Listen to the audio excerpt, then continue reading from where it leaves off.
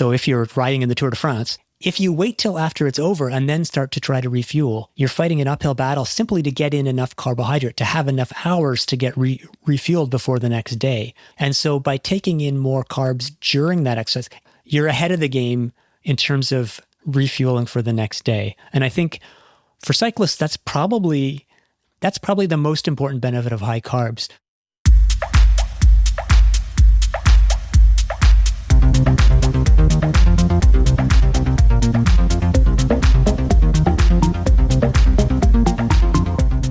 Welcome to the Canadian Cycling Magazine podcast. I'm Matthew Pioro, and with me is Matt Hansen. Welcome, Matt. Thank you for having me. It's an honor.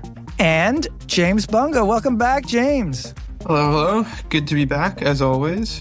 This is a special episode that comes via our friends at Canadian Running Magazine and the Shakeout podcast. Shakeout podcast host John Gay recently interviewed science writer Alex Hutchinson. Hutchinson's work focuses on endurance sports, usually running, but he has his finger on the pulse of the cycling world too, as you'll hear.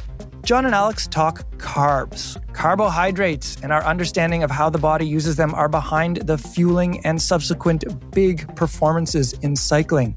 John and Alex go deep into the topic. You'll even get some info that could help you with your rides, and that's coming up.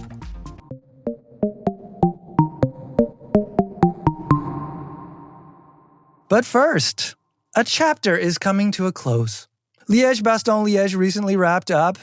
James, you were there. It is the final race of your spring campaign, which included the Tour of Flanders and Paris-Roubaix and more.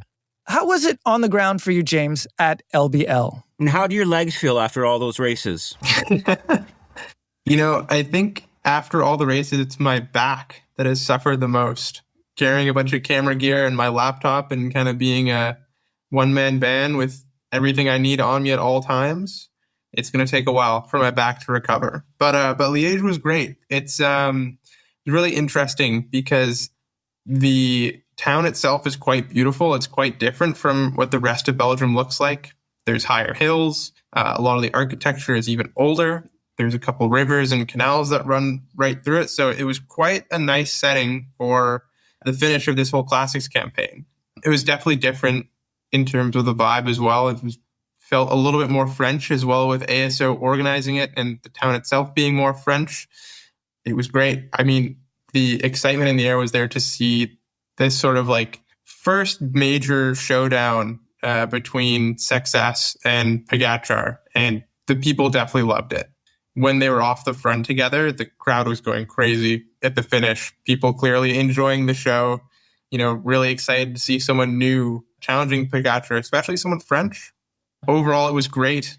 I, along with, maybe some of my other colleagues, would have been happier with a Success win instead of a Pogačar, but nonetheless, another Pogačar win in the books. It definitely was the Paul Success, Tadej Pogačar show in the build-up. It's not actually their first race against one another. They were at Strade Bianche. But what made this matchup different to you, James, what made it different than, say, the Strade Bianche pairing? Yeah, I guess they did go against each other at Strade, but Strade is, I feel like, almost different. Like, they did go against it, but it's a unique race in the fact that, of course, they have the gravel sectors, and it's kind of pretty unlike a lot of the other things. But also, it's just there's been more time for the hype to build, and we've had such a crazy classic season so far with Wout's win, and then Pogačar's dominance everywhere else. I think it's just been there's been time for that hype to build. We saw Success perform well at some of the early season racing, and then Pogačar performing well, but at Roubaix, we're seeing that it's not impossible to beat him. So I think really it's just a superb early season, superb classic season. I think it's just all built to, is Success someone who can actually challenge Pogačar? Someday. I mean, he definitely hung on longer than we've seen anyone else do that. I mean, obviously, I was saying to one of our colleagues earlier, I think sometimes what Pogi does is kind of what sprinters do sometimes in a small field sprint. They start their sprint, right? And then you're like, okay, I can come around him. And then they really start their sprint. And I think that's what Pogi does up the climbs. He goes nuclear and there's a couple guys left like, okay, I can come around him. And then he's like, no, here we go. And he really goes. And that's what he did. I mean, he did try a couple times with these 95% attacks, but then he went 110. And I mean, Sextus lost like 30 seconds in a couple hundred meters. But still, he's definitely lasted longer than anyone else we've seen. And he's, again, a teenager. So, and it's his first Liège. And, I think, all champions always get dethroned eventually. And I can't see Vingegaard or Evenepoel dethroning him someday, in a couple of years from now, maybe. But I think it would be someone like Sextus or some other young guy. Now, on to the women's race. I have to admit, I slightly had blinders on for the world champion, and I was very excited, and it was very cool to see her racing there, Magdalene Valliere-Mill. But the Canuck story from that race seems to be Isabella Holmgren. She was quite active throughout the race, and she was up with some heavy hitters towards the end, lasting well into that, or just into that final climb, that uncategorized climb, Boncel, I think it's called, when she finally was unable to hang on with Puck Peters, Kasia Niemadoma, and Anna van der Breggen. Yeah, I think it kind of all fell apart when Van der Breggen came and kind of said, okay, let's go. And that was when she really pushed her over the top. But yeah, I thought she was doing great. I mean, she still did great, but it was awesome to see her ride. I like her style too. She pushes big gears, and she just really gives it. James, what was the chatter at the finish line with regard to Isabella Holmgren's performance? Yeah, I mean, first of all, it's really cool to see her doing well. And as well with it's funny when you're photographing these bike races, it's kind of hard to watch them at the same time. So we're all kind of, looking at the race through pro cycling stats, cycling news updates, texts from friends. So it was super fun. It was super exciting to, keep checking the time gaps, keep seeing that she was still in the group and kind of, just really hoping for something special to happen. Of course, she did a fantastic job. And she hasn't been racing that long, and this is possible, I think, one of her first monuments. And it's just so, so impressive to see her do as well as she did. And also just to hang on and to fight till the very end. When she rolled over the line, it was, well and truly exhausted. She really, really left everything out there on the course. So really, really exciting to see. Yes, it's a 6th place finish for Isabella Holmgren. That is quite impressive for one's first Liège-Bastogne-Liège. And in her interview here, she said something like, I don't think I've ever suffered this hard before. And if you think about how much she suffered before, because I'm sure she has, that says something, because she's won a lot of races and she suffered in those races, even if she was the best. To just review some of her palmares, she won the Tour de l'Avenir last year in 2025. She is a multiple-time cross-country world champion as a junior and as an under-23. And, of course, there was the breakout performance in cyclocross. It's hard to call it a breakout performance. It's when the world really noticed who Isabella Holmgren was, and that was at the Junior Cyclocross World Championships in 2023.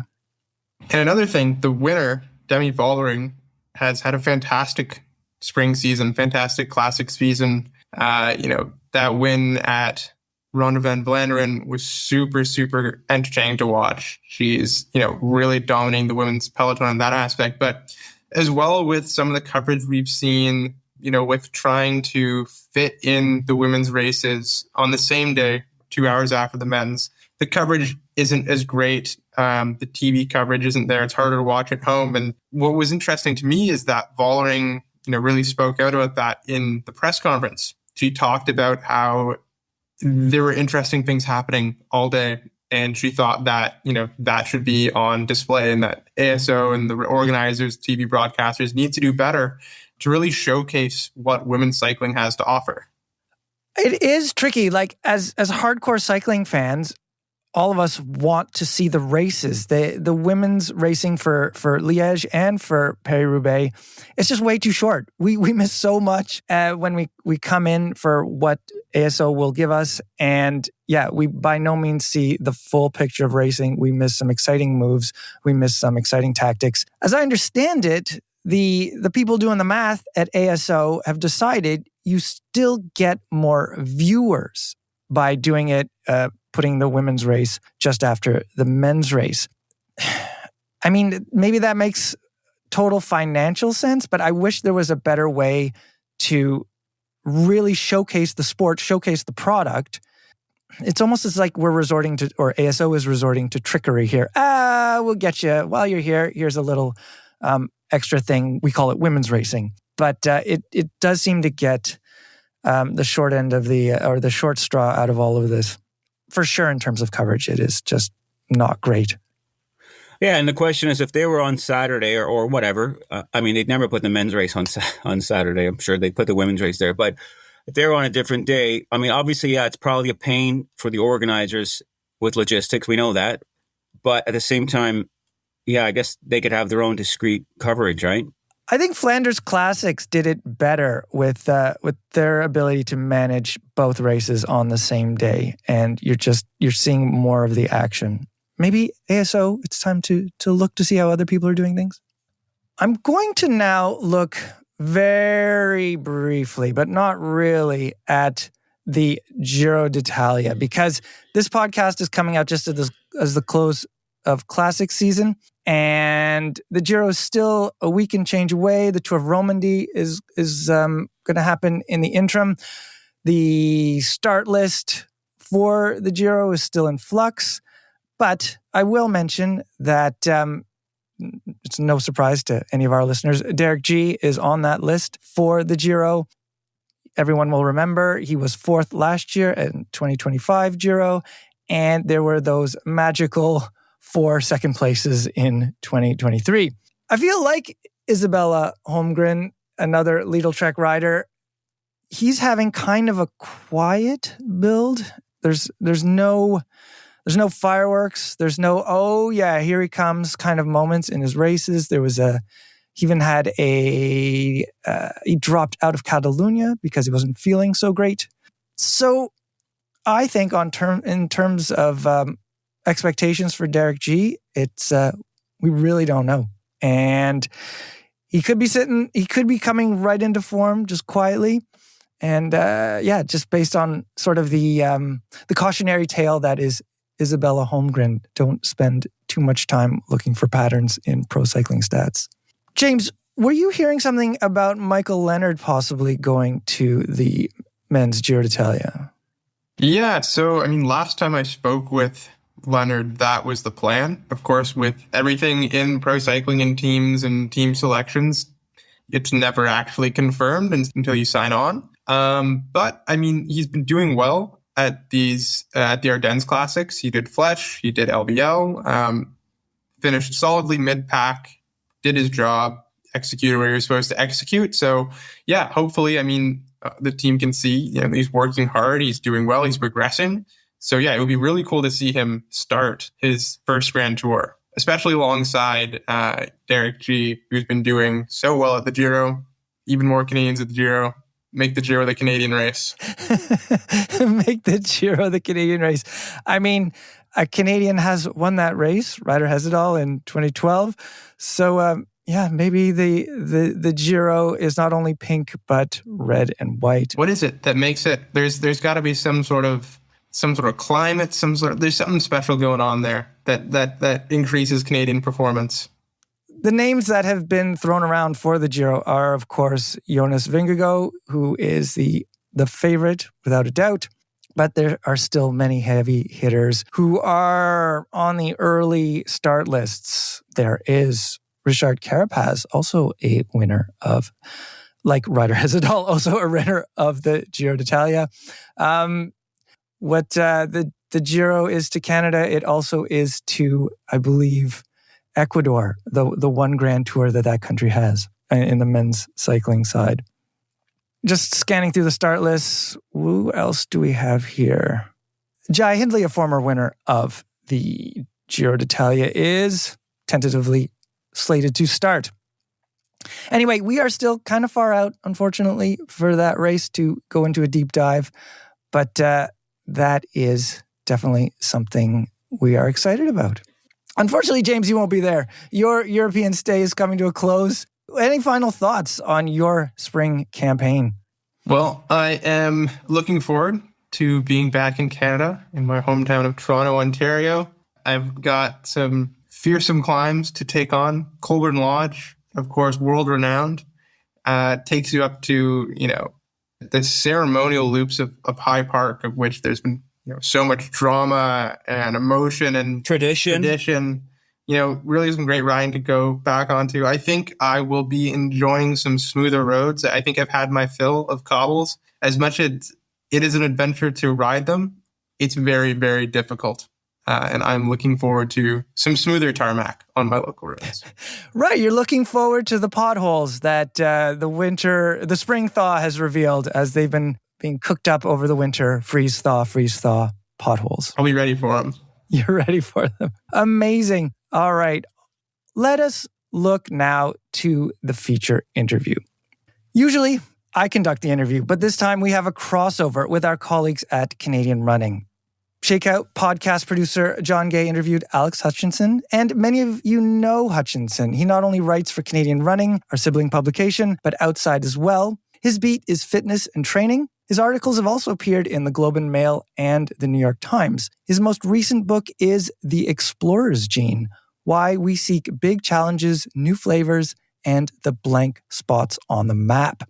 In this discussion, John and Alex cover carbs, glorious carbs. It's naturally from the perspective of runners, but they touch on how cycling has been key in the carb revolution. There's lots of good stuff here for any endurance athlete. Also, it's kind of timely. On April 26, Sebastian Sawe officially ran a marathon in less than 2 hours in London. This is an official sub 2 hour marathon. The weather conditions were perfect. The pacing was on point. The equipment, that is his shoes. There's no bike involved in marathons, as I understand. The equipment... Well, there could be. That would be a great way to break some records. You got me thinking. Rosie Ruiz, a la bike. Anyway, the equipment it was also next level, and fueling was part of the equation. Now, John and Alex spoke before this historic run, but what happened recently seems to show that carbs and fueling continue to push athletic performance to new heights. So now let's go on to the feature interview with Alex Hutchinson. The pre-race carb load is a rite of passage in the sport of distance running. But in recent years, runners' obsession with carbohydrates has reached a level of fanaticism that puts other running trends to shame. A growing canon of research is rewriting what we thought we knew about the body's ability to process fuel during hard exercise. And with some recent studies going so far as to advocate for nearly 5 times the carb intake previously deemed effective, we've entered into what many are calling a full-blown carbollution. Add to this an ever-expanding selection of goos, chews, and specifically formulated drink mixes, and what used to be the domain of elite athletes has now become the norm for those serious about maximizing their race day performance at every distance, with runners of all abilities chewing, slurping, and guzzling a growing buffet of sugary rocket fuel. This week on the Shakeout podcast, we welcome science writer and lifelong runner Alex Hutchinson back to the show to sink his teeth into the research fueling the hype and find out whether this carbollution is just another running fad, or if that mountain of pasta the day before a marathon truly is just the tip of the carbohydrate iceberg. Alex, welcome back to the Shakeout podcast. Thanks, John. It's great to be here. You do a lot of thinking on the sport of running, but recently you've been doing some specific thinking on this so-called carbollution that we find ourselves in. Was there a moment that you can point to where this came into the mainstream of your consciousness of, this seems like a big deal that a lot of people are thinking about right now? Yeah, maybe 2 points. First of all, was during when Eliud Kipchoge was running the Breaking 2 marathon project back in, I guess that was 2017. And he was using this new product called Morton, which was carbohydrates encapsulated in a hydrogel, which I had no idea what they meant by that at the time. That wasn't so much the idea of taking huge amounts of carbohydrates, but it was the idea that, there's innovation to be done within the realm of how quickly and how effectively we get carbohydrates to our muscles. So that generated some interest. And then for me, the next beat would probably be in 2022 in the cycling world. Actually, there was a photo that went around of, I think it was Mathieu van der Poel with his nutrition plan taped to his handlebars. And so someone with a fancy camera was able to zoom in, and they showed exactly when he was going to take gels and drinks throughout. And people added up the numbers, and they're like, he's taking like 120 grams per hour of carbohydrates, but the sports nutrition guidelines only say 60 to 90. And so that's when I started making some calls and looking into the science. And I realized that this had been going on for a while, that in fact, for 4 or 5 years in the cycling peloton, at least, athletes were taking way more than scientists were recommending, and that was actually starting to make it into running too. And that's when I tuned in. I want to take a moment and maybe go back into those scientific recommendations that you just mentioned. For years and years, it was, I believe, kind of that 30 to 60 grams of carbohydrate per hour. Now, a lot of the research that you've been looking at and that you've recently written on, and to the point that you've just made, has suggested athletes have been taking a lot more than the science has recommended for a long time. But could you take us back for a moment into kind of what the orthodox approach to fueling for, say, a marathon event was before this carvolution really kicked into high gear? You don't have to go back very far to get to the point where the official recommendations were, for the love of God, don't take any carbohydrates in during a marathon. And you go back to even to the 70s and 80s, and most marathons had not even any water stations, let alone any like carbohydrate, or Gatorade or whatever sports drink stations. So it's a relatively new thing. But research starting in about the 1960s made it clear that actually it's pretty helpful if you can get some sugar into your blood to fuel your muscles during the race. And so I think it was early 90s when the first sort of official guidelines were that you should aim for about 30 to 60 grams of carbohydrate per hour. And those really stayed in place for a long time. And the rationale for those recommendations was that not that your muscles wouldn't like to have more carbohydrate, but that's as quickly as you can digest the even pure sugar or whatever. It can't get across the lining from your intestine into your bloodstream any faster than that. So 30 to 60 grams was just thought to be the maximum rate at which the body could take it in. And that changed in the let's say the early 2000s. A guy named Asker Eukendrup realized that different carbohydrates have different mechanisms of getting into the bloodstream. So glucose and fructose, for example, which are two types of sugar, they both have independent transporters that pull them across the gut lining. So you could take a mix of two different carbohydrates and you could get, they figured, up to about 90 grams of carbohydrate per hour. So we've gone from 30 to 60 up to 90. By about 2011, that was what the official guide, that's still the official like sports nutrition guidelines. So 90 is the upper limit. Now we're hearing a lot more about 120, and you'll hear anecdotal reports of people taking 150, or Joe Klecker, a U.S. marathoner, was supposedly took 175 grams per hour at the New York Marathon last fall. Now, he didn't win the marathon, so it's not, who knows? Maybe he would have been faster without it. But yeah, we're getting into the realm of double the most recent recommendations.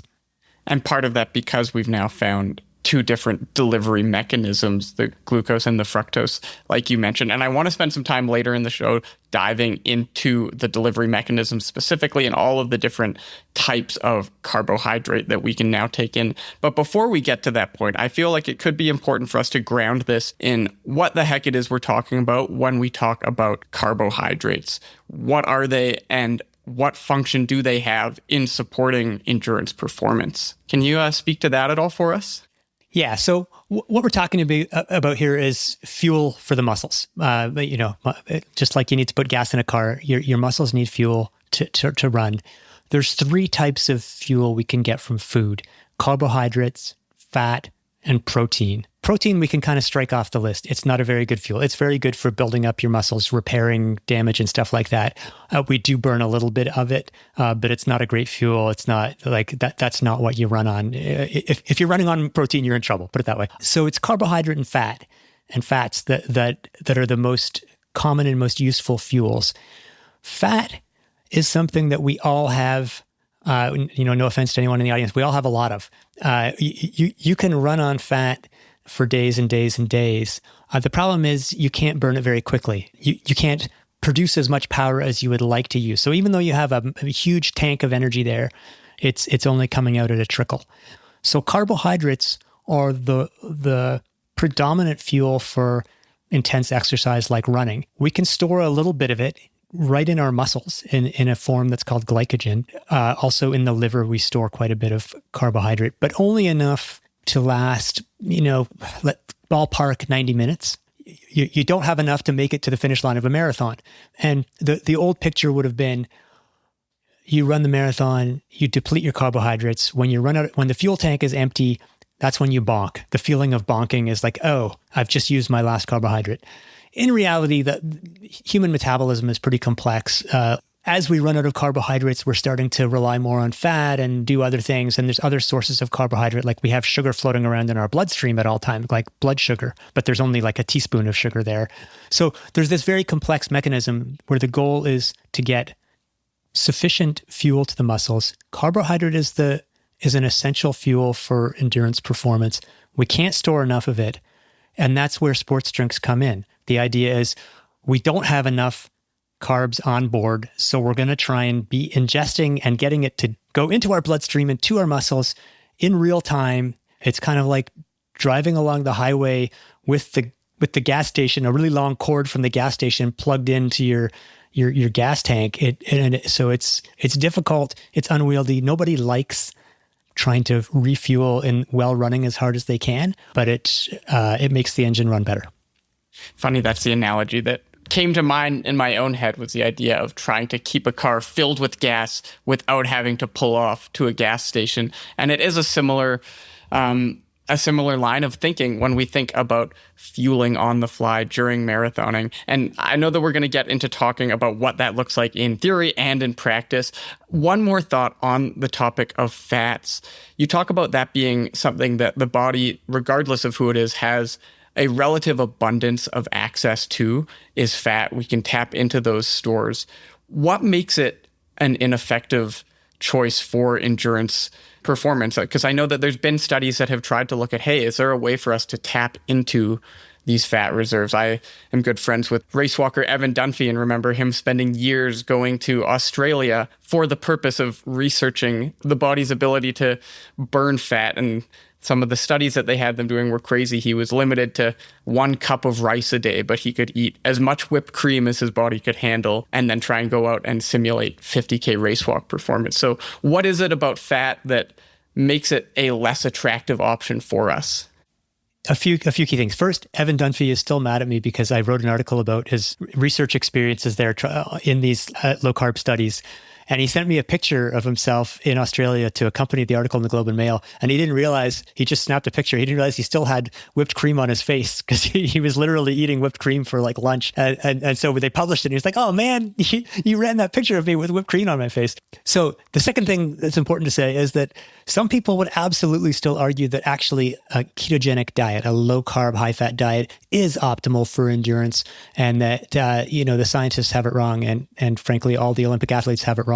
This is a debate that's been around for about 10 years. I think the case in favor of running on fat gets stronger as you go to long, like beyond the marathon to ultra. If you're doing like a 12-hour race, then the intensity is lower. So I guess what I'm trying to say is I can't prove that fat isn't, running on fat isn't a good option. But I think overall, the science and the anecdotal experience of athletes suggests there's a couple of issues. So I mentioned before that you have as much fat as you want, but it only comes out at a trickle. And that means what a bunch of studies have found is that you lose the ability to surge, to have that high intensity, short period, high intensity efforts. So that's a problem if you have to go up a hill, if you have to sprint, or even if you have to maintain a relatively high pace, whether that's your 10K pace or your half marathon pace or your marathon pace. There's some more subtle metabolic arguments in terms of you can get into, okay, what are the reactions going on in your muscle cells or in your mitochondria to generate energy using either fat or carbohydrate? How many carbon atoms do you need? How many oxygen atoms do you need? And you find out that, with fat, you actually need more oxygen atoms. It's something like 6 to 8% less efficient. So you've got lots of it, but you're having to breathe more to provide more oxygen. That doesn't matter to most people, but if you're racing on the edge of your limits, there's some subtle metabolic reasons that carbohydrates seem to be, according to the studies that Evan Dunphy and others participated in, carbohydrates just seem to work better for any distance up to like marathon. And beyond that, it's very hard to run studies of like 100-mile races because you can't say like, okay, run 300-mile races and we're going to blindfold you on one so you don't know what you're eating. It just doesn't work. So there are definitely some unknowns, But the advantage of carbs is that they're the kind of high octane fuel that allows you to go fast. And when we're running races, we want to be able to access that high octane fuel. I like that high octane analogy. The whole time you were speaking there, I had in mind the difference between a NASA mission, say, to the outer limits of our galaxy, where you're using a solid state fuel that's burning very slowly but consistently. That's kind of your ultra athlete going 100 kilometers, 100 miles. They're tapping into that fat, but they're in relative terms plodding along compared to the high intensity of somebody trying to squeeze everything out of themselves in a marathon distance versus something maybe more high octane, high explosive, that 95 test race fuel that the carbohydrates seem to be. So we know that this is a fuel we want to reach for if we're looking to get the most out of ourselves, push off that bonk, and give our muscles the energy that they need for distances up to and including the marathon.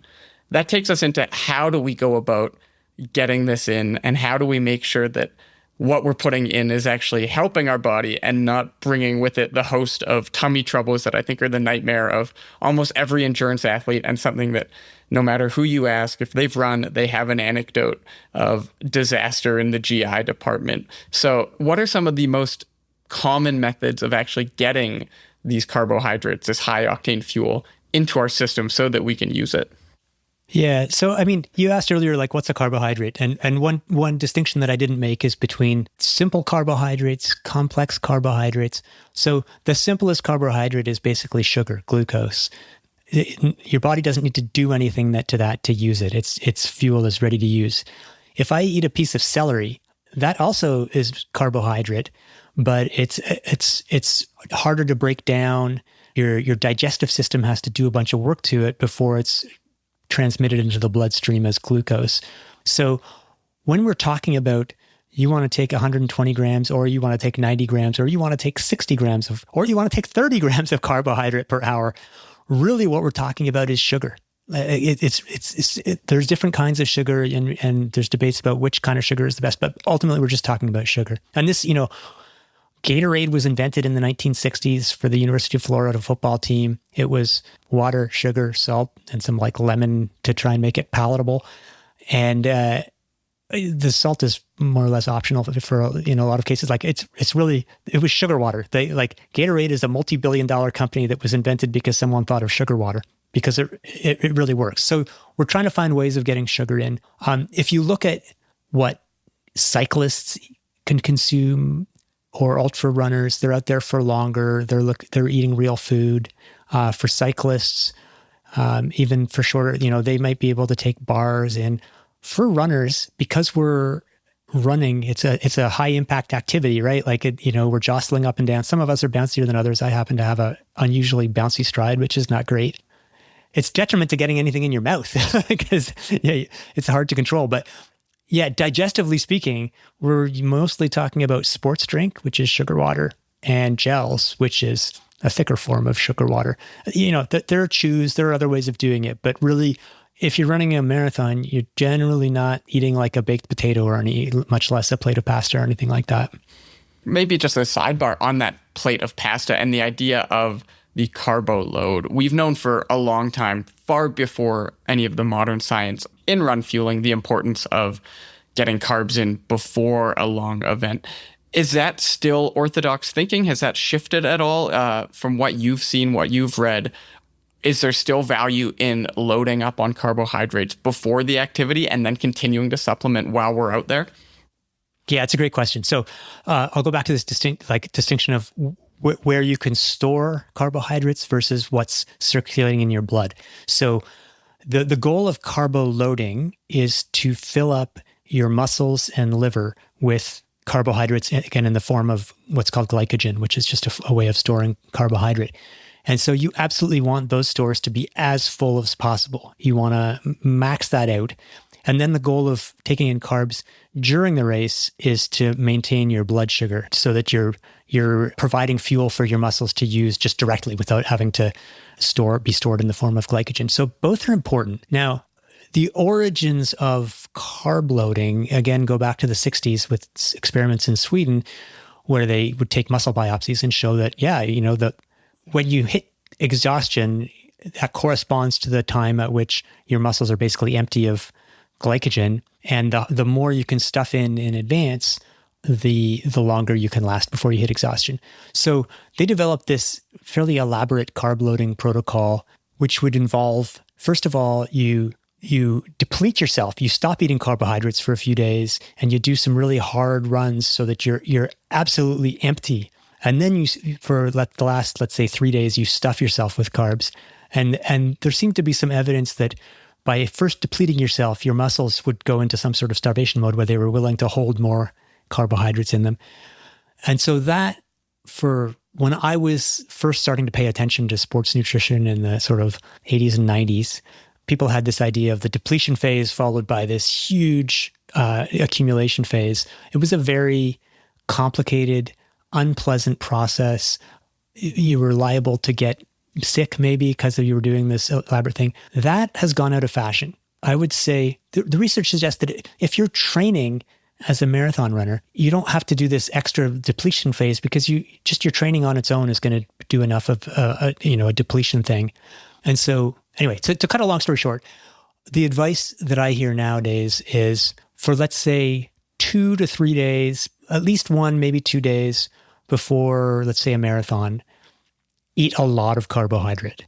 And that might be somewhere in the vicinity of 10 grams per kilogram of body weight, which if you do the math is like, no, I can't eat that much. I'm going to be, running with a stomach full of pasta. The only way to make it work is you eat your high carb meals and you're also sipping a few bottles of sports drink throughout the day. If you do that, you don't have to do anything special the rest of the time, and you don't have to do a week-long loading phase. It's just really the last few days really emphasize carbs, including stuff like sports drinks, which I wouldn't necessarily want to be making a part of my regular diet. I wouldn't want to just be sitting here at my computer downing sugar water. But the day before a marathon, that's what you want to do.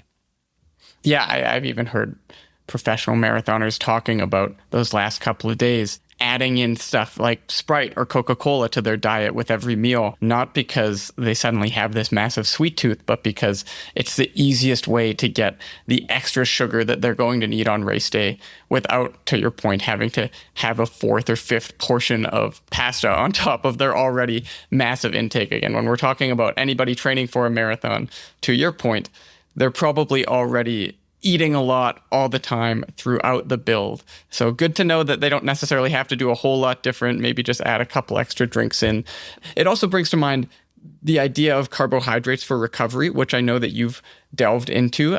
We think of protein as this key piece of the recovery picture, but there seems to be more and more research suggesting that the carbohydrate component is equally, if not in some cases, more important. Can you dive into that at all for us, both during and after a marathon? I think the first kind of canary in the coal mine or whatever was the reason high carbs got super popular among cyclists is that they do these 3-week grand tours where they're going to the well day after day after day after day. And so for them, it was less a question of like, I need this for today's ride as to, I need to be ready for tomorrow's ride and the next day and the next day. And so if you look back at the studies where people do muscle biopsies. Now, muscle biopsies are super painful. These studies are like, nobody wants to do studies where you have a chunk. Highly invasive. Yeah, they're literally going in with like a needle and taking out a piece of your muscle. It hurts. If in any study, you're doing it multiple times, like before and after or whatever. So there's not a ton of muscle biopsy studies, but if you look at them, if you have someone do a workout one day and then some of these studies, what they were doing is trying to understand the difference between high carb and low carb, like we were talking about. So you'd have people do a hard workout, and then some would have a low carb diet afterwards, and some would have a high carb diet. And then the next morning they'd have to do another workout, and they'd do another muscle biopsy before that. And sure enough, you'd see that the people who had the high carb diet had refilled their muscles more effectively with glycogen than the people on the low carb diet. That was the point of the study. But the interesting detail that stuck out to me, even like 10 years ago, is like, oh, even the people on the high carb diet, their fuel tank is only back up to 60% the morning after a workout the day before. Like it takes maybe 24 hours to restock. And for most of us, we're doing another run before that. So there's this constant battle to stay fueled. Now, if you're talking about marathon training where you're not just doing one run and then you're done, then the fact is it's very, very hard to get back to full fueling by the next day. And so if you're doing a 2-hour run, or even more so if you're riding in the Tour de France, if you wait till after it's over and then start to try to refuel, you're fighting an uphill battle simply to get in enough carbohydrate, to have enough hours to get refueled before the next day. And so by taking in more carbs during that exercise, even if some of them you don't even use during your run or your Tour de France stage or whatever, you're ahead of the game in terms of refueling for the next day. And I think for cyclists, that's probably the most, because they're doing like 3 weeks of back to back to back. That's probably the most important benefit of high carbs. But I think it's also, if you look at, there's a concept called like carb availability. So there's a difference between how much protein or carbs or whatever are you taking in each day. And you might say, oh, I'm meeting my goals. I'm taking in this many carbs and that's how many I'm supposed to. So I'm doing everything perfectly. But it might be that you're spending half the day in a carb deficit and then you're eating a huge dinner. This is true for protein too. You might be getting all the protein you need, but you're getting it all at dinner. And so you're spending the first 6 hours or 8 hours of the day in a state of energy deficit.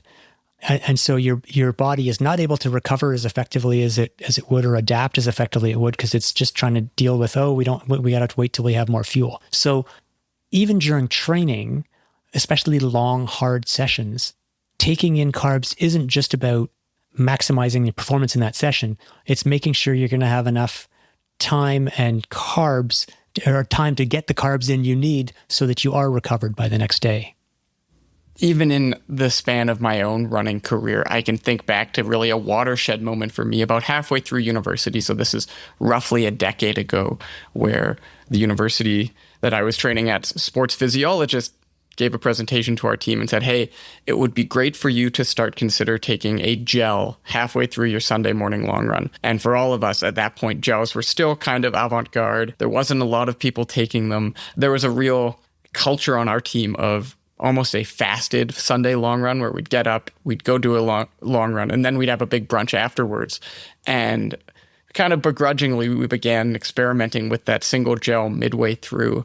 And I still remember how blown away I was, not by how I felt necessarily in the latter stages of the long run itself, but how much more alert I was the rest of the day, just the amount of energy I had available to get on with my life. Whereas it used to be almost a write-off, where even after this massive post-long run brunch, I was glued to the couch the rest of the day. And that seems to be what research is pointing more and more to, is the fueling on the run or in the hard training session is probably going to help in the latter stages of that session, but it's going to have even more benefits with the rest of your day and setting you up for success the next day. Now, almost as a counterpoint to that, there has been some research, and you have highlighted this in some of your recent writings, that our body does become more and more efficient at burning the fuel sources that we make available to it. We talked about the high-fat diet. The same thing, it seems, can happen with high carbs. Is there at all a risk of becoming so efficient at burning carbohydrates that we're essentially just raising our ceiling so much that we become reliant on a high-carb approach to the detriment of performance at the end of a marathon, where perhaps it is going to be hard regardless of how many carbs you take in? Yeah, this is where we get into the nitty-gritty and the hard. We get away from the absolutes and into the weighing of pros and cons. So I would say the way I would frame it is, in a perfect world, what we really want is to be absolute, super efficient fat burning machines and super efficient carb burning machines. We want the best of both worlds. We want to be burning fat just like someone on a ketogenic diet would, and also to be burning carbohydrates. And the problem with the ketogenic diet is it actually throttles your carb burning. And the problem with a high carb diet is that it throttles your fat burning. And so there has been a lot of research going back decades now as to how to try and manage that balance. And so one early version of that was to say, well, you should do a lot of fasted Sunday long runs. You should train in a carb depleted state to teach your body to burn fat really well. And then when you race, you should cram it full of carbohydrates because your body will ramp back up. You know, what those initial studies, and Trent Stellingwerff, who's a Canadian sports scientist in Victoria, he did some of the really seminal work showing that if you spend too much time ramping up your fat burning, you literally reduce the level of an enzyme that assists you in your carb burning. So there is a cost. You're always weighing that cost.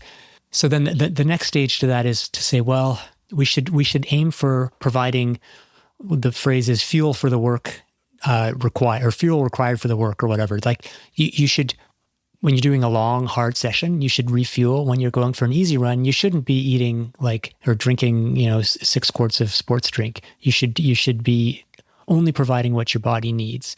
And I think that's a good kind of rule of thumb, fuel when you need it and don't overfuel when you don't need it. But it's tricky because now we've moved away from eat this many grams of carbohydrate per day to judging based on your particular training habits and stuff like that. But the one other dimension to mention is the idea that being hungry when you train, not hungry in the sense of like your stomach's growling, but being low on fuel when you train might be a useful signal to your body to adapt. And if you never experience that, you might be missing out on some of the benefits of training. The whole point of training is that we get tired and we get low on fuel. And we're putting our body in this situation in order to force it to adapt. And so you could imagine a thought experiment where you say, I have mastered sports nutrition, I have mastered recovery, muscular recovery, I've mastered everything. So I'm going to go out and do my run, and I'm going to be doing all these things. There'll be like a massage machine attached to my legs so it doesn't get tired, whatever, so that I hardly even feel like I'm running. Well, then you're not running. Like even if you're running, you're not putting your body under any stress, so it's not going to adapt. So that's another angle of like, you sometimes want your body to suffer. You just need to find that balance where you don't want to be pushing yourself so hard or be underfueled in a way that you're not going to recover, that you're going to get sick, that you're going to get more and more fatigued instead of more and more fit. So, and I realize I'm rambling here, but it's like even within an in-race situation, what the studies show is that if let's say you go from 60 grams of carbs per hour to 120 grams of carbs per hour, you've doubled the amount of carbs available.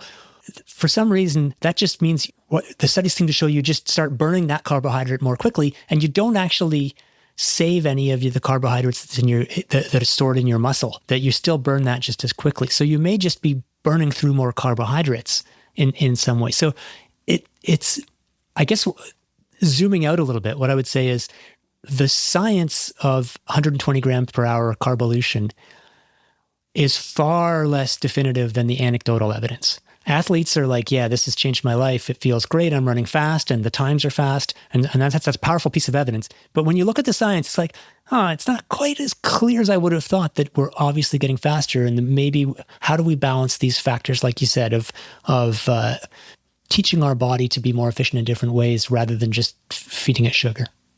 I suppose it is the age-old, enduring balancing act of art and science when it comes to any sort of sports training, and endurance sport may be the best example of that, where you can follow the science to a T, but there's no training method in the world that will make the last 5 or 6K of a marathon any less difficult mentally. And I think that balancing that, and if the carbohydrate can function as a way of giving you the confidence to push further, it might be entirely removed from the physiology to actually push. If you believe that it's working, that's as good as whether or not it's actually working. Getting into that idea of the self-belief and trusting that what you're doing is maximizing your performance. How can an athlete that's interested in upping their carbohydrate intake because they've maybe heard pros talking about these massive numbers that have, as you mentioned, changed their life, changed their perspective on how they can feel at the end of a marathon. If someone wants that feeling for themselves, how do you go about getting there? I think a good first step is to get a really good and honest sense of how many carbs you are consuming, right now, what you're used to, what you can handle. And it's not always right. Like if you're running a marathon and you're just stopping and drinking at various drink stations, you get a cup, you drink some of it, maybe you don't drink all of it. You may not actually have a really solid number unless you're controlling your own gels and sticking to that. So it's good to know what you're doing, because you don't want to start aiming for 120 or 90. You don't want to start aiming for 90 if you're currently at 15. And I think when people do studies of like really rigorous studies of, okay, what are people actually consuming at a major marathon? The numbers are low. Like very few people are getting 60 grams. Like 30 grams is someone who's, pretty diligent, understands the importance of sports nutrition. Like the reason 30 to 60 grams was such a recommendation that people could accept and stuck around for so long is that nobody wanted to go any higher than that. Nobody was like, oh, I really have to hold myself back from taking more than 60 because of these stupid guidelines. It's like, no, to get to 60, you're really like pumping it into your mouth and swallowing it, under great distress. So first of all, you need to figure out what you're taking, and then you need to increment from there, not just go to the number that you've read in some stupid article by me. Don't go to 120 just because other people are doing it. Like if you're at 30, you need to get to 45 first. And if you're at 45, you need to get to 60. And to give people maybe a visual of this, what does 30 grams of carbohydrates or 60 grams of carbohydrates look like? Yeah, so a typical gel might have between 20 and 30 grams, depending on the, there have been some controversies recently with, there was one particular company who was like, we've got these gels that have like 90 grams of carbohydrate. And then people that did the measurements like, what are you talking about? It doesn't even weigh 90 grams. There's no way there's 90 grams of carbs in there. So that was an exception. Most gels are accurate in what they claim. And yeah, 20 to 30 grams. So if you're taking 2 gels an hour plus some water to help it down, then you're getting 50 grams an hour. And 2 gels an hour is not nothing. If you're out there for 4 hours, that's 8 gels. So it's doable, but to double that is all of a sudden it's like, is there any point during the race where you're not taking gels? Like it's every 15 minutes you're slurping it back. Yeah. So and sports drink is different. It's a little harder to quantify sports drink, like unless you are lucky enough to be, working with an elite table where you can pre-make your own bottles. You're going to be getting, you don't know how strong they mix the sports drink, and you're going to pour 3/4 of a cup, down your shirt while trying to drink it and stuff. So I guess realistically for most people trying to push their limits, using gels so that they can understand how much they're taking is probably the best option. And when we talk about using gels, is there anything besides clever marketing to suggest that we should be seeking out these scientifically backed, flashy gels, or is it as simple as making our own sugar water? My belief, which is not based, I'm not a marathoner these days, so my belief is that based on the science I've seen and the athletes I've spoken to, is that there is a difference in gels that matters for some people. Some people have stomachs of iron, right? Like they can take whatever. They can do sugar water. They can do generic gels. I mentioned at the top of the show, Morton, this Swedish company, which introduced a hydrogel. I guess it's about 10 years ago now. And the idea of this hydrogel is that it's basically a coating that hides the carbohydrates so your stomach can't see it. You swallow it and all your stomach sees is this innocent hydrogel. And so it doesn't signal like, hey, we should vomit because this is ridiculous. It passes through your stomach into your intestine. The hydrogel is dissolved by then. And then the carbohydrates at a high level are able to pass into your bloodstream without the stomach upset. There is a reasonable amount of science, let's say 3 or 4 studies that make a pretty good case that this helps to reduce stomach upset and possibly enhance performance. I wouldn't say it's like, this is not like gravity where we're like, yeah, we know gravity points down, but it's that combined with the word of mouth is like, yeah, I'd probably be willing to pay for that. There's and again, look, I'm not paid by any brands, so I don't have any relationships. The other brand I hear a lot about is Science in Sport, and they take a different approach. They're more focused on the specific ratios of carbs and the osmolality, which is just a chemical property of the drink that is designed to match the way your stomach and intestines work. I've never experimented with that. For me, it's harder to get my head around why that one's better than other ones. But a lot of athletes do swear by it, and a lot of cyclists and runners. So, and there's a lot of variety in what people can tolerate. So I guess the bottom line is I would be willing to experiment. I think it's not necessarily the case that all carbs or all gels are exactly equal. Neither is it the case that everyone needs to be using the same thing. But it is. You would expect that some people will do better on some products than others. So yeah, it really comes down to finding out what works for you relative to how much you're willing to spend too, because these fancy ones are super expensive, and you start doing a weekly long run with Morton gels, and you pretty much have to take out a mortgage on your house. Yeah, there's been some growing dissent from within the sport of why is it that my long runs are now costing me $25, $30, $45 just to get this fancy sugar into my body. But again, marathoners and endurance athletes writ large are the type of people who typically, if there's a stone to be lifted that'll give them a performance benefit, are willing to pay through the nose for it. Alex, in your experience, you say you're not really running marathons anymore, but I know you are still running. You're still very much immersed in the sport. What are your go-tos? If you're looking for that carbohydrate hit, the sugar water, whatever it might be, what have you found works really well for you? And maybe alternatively, what hasn't worked really well, if anything? Yeah, I mean, I'll confess, I'm actually still mired in the mindset that you were at until your second year of university, or that because I rarely run more than 90 minutes, I tend to not refuel at all. So I have used, when I have gone longer, when I've done like orienteering races or longer things, I take gels that I kind of steal from my wife, whatever she has lying around, and I find them easy. I like using things like chews and stuff, but if I'm running above a certain intensity, the only thing I can do is gels or drink. And and drink. Like I said, I have a bouncy stride, so drinking out of cups is almost impossible for me. So I have to slow down. But yeah, so I don't have. I will say this is my boast as a science journalist. I've never even tried. I've written, I don't know, half a dozen articles on Morton's hydrogel technology. I've never tried any of their products. So athletes can provide the anecdotal information. All I'm doing is looking at the data and trying to figure out what the data says. Well, you do a very good job of that. And you've done a very good job of sharing that with us today. Alex, thank you so much for sharing something that has been of great interest to you, and I'm sure to many others on the endurance fueling journey themselves. Always such a pleasure to chat with you and hear what you have to say. Thanks, John. This was a lot of fun.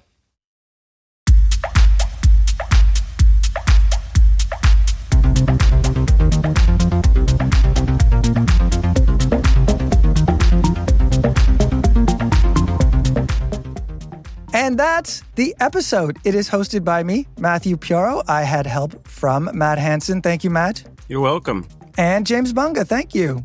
Thank you very much. This special crossover episode, was largely produced by John Gay over at the Shakeout podcast, but it also had some work from our regular producer here, Adam Killick. Adam Killick also does the music. Thanks to Ontario Creates for its support. All right, James, you got a plane to catch in a little bit? I have a plane to catch in just under 24 hours. I'm wondering what my fueling strategy should be for getting to the airport.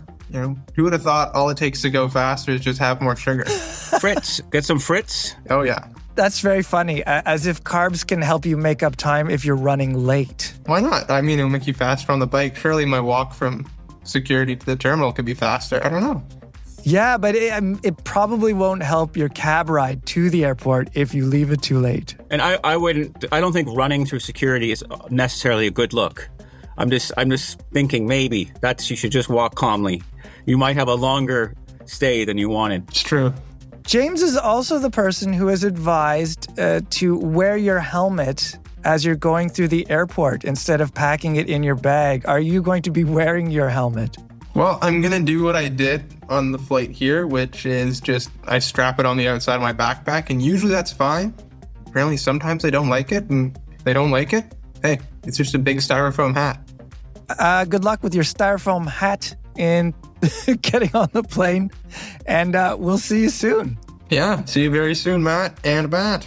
Thank you, everyone, for listening. Ride safely, and we'll talk to you later.